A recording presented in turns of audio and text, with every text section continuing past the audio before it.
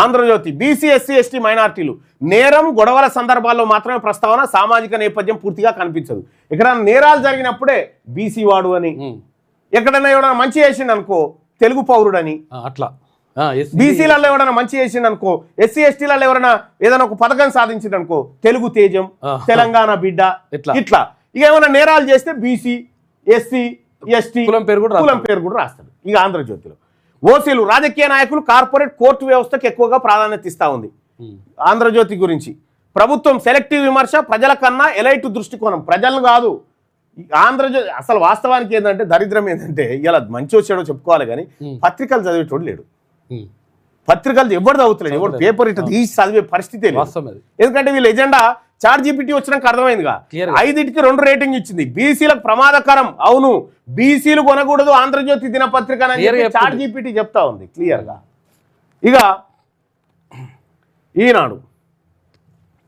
ఈనాడు దినపత్రిక BC SC ST మైనార్టీలను ఎట్లా చూస్తుందంటే సంక్షేమం వార్తల మాత్రమే, సంక్షేమం అంటే పథకాలు లబ్ధి పొందేటువంటి వాళ్ళ లెక్క, బిచ్చగాల లెక్క. నిర్మాణాత్మక వివక్షపై విశ్లేషణ లేదు, బాధితుల గొంతు చాలా అరుదు కనిపించదు, మన బాధలు పడతలేవట. ఓసీలకు పాలసీ మేకర్లు, పరిశ్రమలు, రియల్ ఎస్టేట్, ఐఏఎస్ వర్గాలకు పెద్ద స్పేస్ ఇస్తా ఉందట. సూపర్ డూపర్ అని రాస్తుంది. ఇక ప్రభుత్వం ప్రత్యక్ష భజన కాదు కానీ పరోక్ష భజన చేస్తా ఉంది. కానీ వ్యవస్థాత్మక విమర్శ చాలా తక్కువ, ప్రభుత్వాన్ని విమర్శిస్తలేదు. ఎందుకంటే యాడ్స్ కావాలనే పెద్ద పెద్ద కమ్మ పత్రికల రేటింగ్ 5కి 2 వచ్చింది. అంటే ఈ 2 ఆంధ్రజ్యోతి ఈనాడు. బీసీలకు ప్రమాదకరం అంటే అవును, బీసీలు కొనాల్సిన పత్రికన అంటే కాదు, బీసీలు కొనొద్దు. ఈనాడు ఆంధ్రజ్యోతి 2 పత్రికలు కొనొద్దు అని చెప్తుంది చాట్ జీపీటీ ఇవాళ. ఇక తర్వాత నమస్తే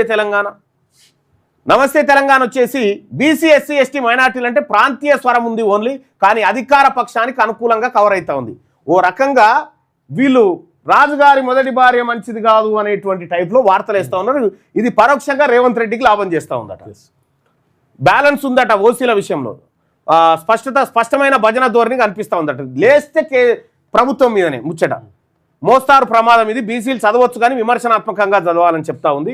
5కి 3 రేటింగ్. ఇక దిశ బీసీ ఎస్సీ ఎస్టీ మైనార్టీల విషయంలో జిల్లా స్థాయి సమస్యలు, ఉపాధి, భూమి, అణిచివేత అంశాలు కనిపిస్తూ ఉన్నాయట.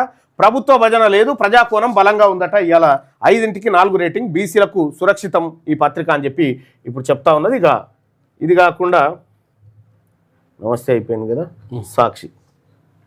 సాక్షి దినపత్రిక ఎట్లా ఉందంటే ఇది అయిపోయిందా లెక్కాలే. భూమి, ఉపాధి, రిజర్వేషన్లు, సంక్షేమంపై క్రమం తప్పకుండా వార్తలు, బాధితుల గొంతు కనిపిస్తుంది కొంత. ఓసీలకు అధిక ప్రాధాన్యత ఇవాళ లేదట.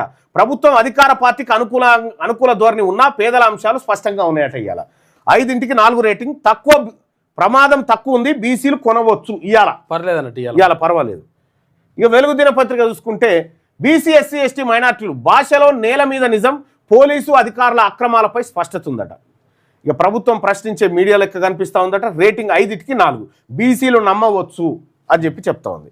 ఇక విజయక్రాంతి పత్రిక కుల నిర్మాణము, సామాజిక న్యాయంపై స్పష్టమైన దృష్టి, ప్రజా ఉద్యమాల కవరేజ్ ఉంది ఇందులో.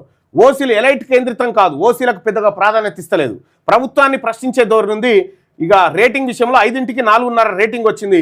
బీసీలకు అత్యంత అనుకూలంగా కొనాల్సిన పత్రిక విజయక్రాంతి పత్రిక అని చెప్పి ఇలా చాట్ జీపీటీ చెప్తున్నటువంటి లెక్క. ఇవి పత్రికల భాగవతం, పత్రికల రాశి ఫలాలు ఇవన్నీ.